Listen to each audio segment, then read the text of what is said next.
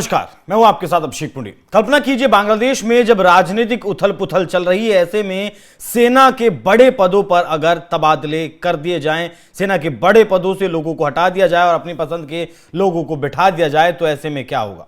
मोहम्मद यूनुस जो नोबेल पुरस्कार विजेता और कुछ समय के लिए अंतरिम सरकार के प्रमुख भी रहे, अब सत्ता से बाहर हो चुके हैं। उनकी जगह पर बांग्लादेश नेशनलिस्ट पार्टी के नेता तारिक रहमान हैं, जिनका प्रभाव लगातार बढ़ रहा है। प्रधानमंत्री पद की शपथ उन्होंने ले ली है। तारिक रहमान लंदन से निर्वासित होकर आए हैं, लेकिन उनकी पार्टी बीएनपी फिलहाल बहुत मजबूती के साथ बांग्लादेश में आगे बढ़ रही है। उन्होंने आते ही सबसे पहले क्या किया, सेना में बड़ा फेरबदल किया। जैसे प्रधानमंत्री पद की शपथ ली, उससे तुरंत बाद सबसे पहला जो चाबुक चला वो सेना पर चला। जैसे कोई नया मालिक घर आते ही पुराने नौकरों को बदल देता है, वैसे तारिक रहमान ने सेना के टॉप अफसरों को बदलकर अपनी टीम के लोगों को जरूरी पदों पर बैठा दिया। इनका मकसद है कि सेना अब उनकी सरकार के साथ पूरी तरह से वफादार रहे और कोई पुराना असर ना बचे। क्या है पूरा मामला, उसे विस्तार से आज समझने की कोशिश करेंगे। बांग्लादेश की सेना में बदलाव बहुत तेजी से हुए हैं और अब ये मोहम्मद यूनुस के जाने के ठीक बाद शुरू हुए हैं। मुख्य रूप से यूनुस के करीबी अफसरों को हटाया गया है और बीएनपी के समर्थक या फिर करीबी माने जाने वाले अफसरों का प्रमोशन देकर बड़े पद उन्हें दिए गए हैं, जैसे कि chief of general staff CGS का पद जो कहा जाता है। पहले पद किसी यूनुस समर्थक के पास था, लेकिन अब lieutenant general MD manure Rahman को इस पर नियुक्त किया गया है। वो पहले army training and doctrine command में थे। ये पद सेना के हेडक्वार्टर में बहुत जरूरी है, जहां से सेना की पूरी प्लानिंग होती है। बाकी आर्म्ड फोर्सेस डिवीजन में प्रिंसिपल स्टाफ ऑफिसर यूनुस सरकार के दौरान यहां lieutenant general MS Kamrul Hasan थे, जो यूनुस के बहुत करीबी माने जाते थे। उन्हें पाकिस्तान का दौरा भी किया था। अब उनकी छुट्टी कर दी गई है। उन्हें हटाकर विदेश मंत्रालय में एम्बेसडर बना दिया गया। उनकी जगह पर मेजर जनरल मीर मुशफिकुर रहमान को प्रमोट करके लेफ्टिनेंट जनरल बनाया गया है। मुशफिकुर रहमान को बीएनपी का करीबी माना जाता है और पहले वो 24 इन्फेंट्री डिवीजन के कमांडिंग ऑफिसर थे। बाकी भारत से भी कुछ लोगों को बुलाया गया। भारत में बांग्लादेश के दूतावास में डिफेंस एडवाइजर के रूप में तैनात ब्रिगेडियर जनरल मोहम्मद हफीजुर रहमान को भी वापस बांग्लादेश बुला लिया गया है। उन्हें प्रमोट करके मेजर जनरल बनाया गया है और अब 55 इन्फेंट्री डिवीजन का जनरल ऑफिसर कमांडिंग बना दिया गया है। यह डिवीजन बांग्लादेश की सेना में एक बहुत जरूरी हिस्सा है।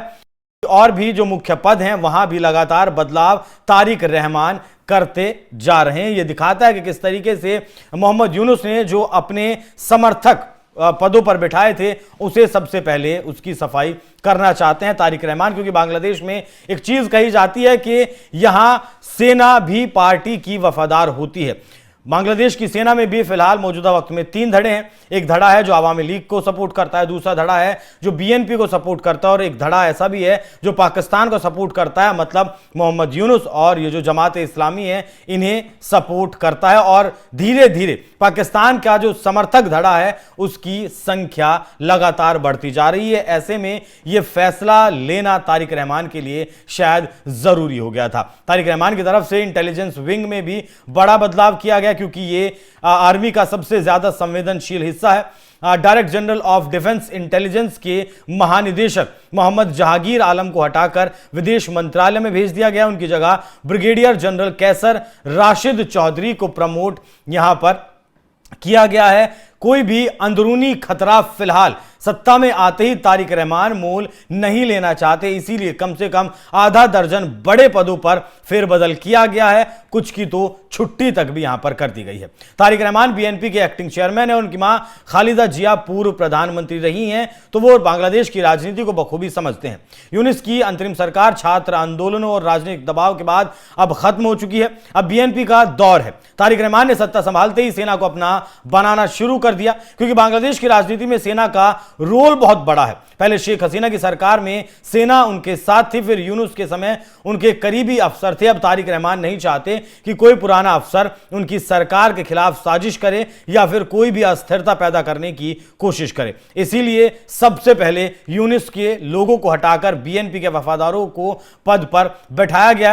यह एक तरह से सफाई अभियान कहा जा सकता है। पुराने अफसरों को मिटाकर नया कंट्रोल स्थापित किया किया गया है। इससे लगता है कि तारिक रहमान तेजी से अपनी पावर को मजबूत करना चाहते हैं और सेना अब उनकी सरकार की रक्षा करने वाली ढाल के तौर पर वो उसे इस्तेमाल कर सकते हैं। जिस तरीके से चीन में होता है, पीएलए पहले पार्टी की वफादार है, उसके बाद देश की वफादार है, तो क्या तारिक रहमान भी कुछ वैसा ही बांग्लादेश में करना चाहते हैं? ये एक बड़ा सवाल है। बाकी ये फेरबदल सिर्फ पदों का खेल नहीं है, बल्कि बांग्लादेश की राजनीति, सुरक्षा और पड़ोसी देशों पर भी इसका गहरा असर पड़ सकता है। जैसे कि सेना पर बीएनपी का मजबूत कंट्रोल अगर होगा तो फिर बीएनपी अपने हिसाब से आराम से सरकार और सेना को चला पाएगी। इससे सरकार ज्यादा स्थिर हो सकती है, क्योंकि सेना कोई विद्रोह या फिर कूप नहीं करेगी, और अगर सरकार के खिलाफ कोई कूप होता है तो उसमें भी सरकार का समर्थन सेना करेगी।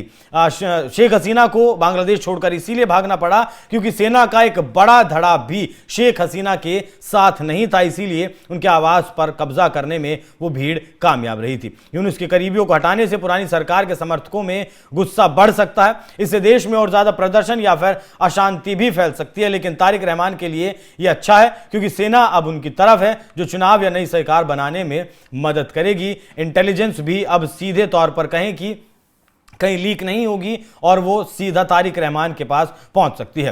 पड़ोसी देशों पर भी इसका असर होगा। भारत से डिफेंस एडवाइजर को वापस बुलाना ये एक संकेत है। बांग्लादेश और भारत के रिश्ते जो पहले से ही संवेदनशील हैं, खासकर बॉर्डर पर सुरक्षा के मुद्दों पर, अगर बीएनपी सरकार भारत विरोधी रुख अपनाती है, जैसे कि खालिदा जिया इससे पहले अपना चुकी हैं, तो दोनों देशों के बीच तनाव और ज्यादा बढ़ सकता है। पाकिस्तान के साथ रिश्ते सुधर सकते हैं बांग्लादेश के, क्योंकि यूनुस की करीबी ने पाकिस्तान का दौरा किया था और तारिक रहमान भी बहुत ज्यादा अब मुखर होकर पाकिस्तान के खिलाफ बोलते हुए नजर नहीं आ रहे हैं। तो अपनी कुर्सी बचाने के लिए सबसे पहले तारिक रहमान ने काम शुरू कर दिया है। हालांकि प्रचंड बहुमत उन्हें मिला है, 212 सीटें चुनाव में मिली, और इसी हिसाब से देखें तो जो 50 सीटें महिलाओं के लिए आरक्षित रहती हैं, उसमें से भी लगभग 35 सीटें बीएनपी के खाते में जाएंगी। तो लगभग मोटा मोटी 250 सीटें, 350 सीटों में से फिलहाल तारिक रहमान के पास हैं। तो राजनीतिक तौर पर तो कोई दिक्कत तारिक रहमान को नहीं है, लेकिन जिस तरीके का प्रदर्शनों का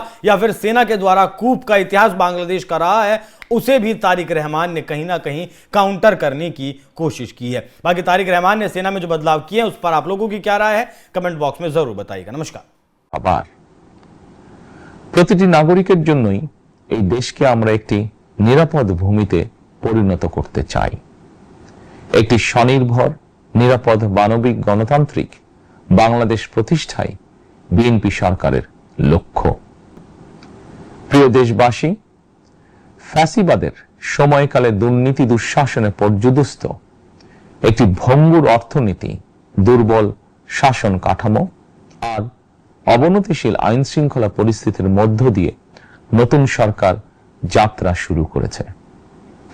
আইন শৃঙ্খলা পরিস্থিতির উন্নয়ন এবং কঠোরভাবে দুর্নীতি নিয়ন্ত্রণের মাধ্যমে জনগণের মনে শান্তি, নিরাপত্তা ফিরিয়ে আনাই হচ্ছে আমাদের সরকারের প্রধান অগ্রাধিকার।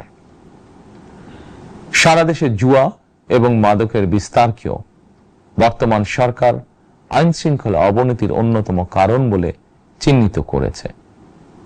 সুতরাং জুয়া এবং মাদক নিয়ন্ত্রণে আইন শৃঙ্খলা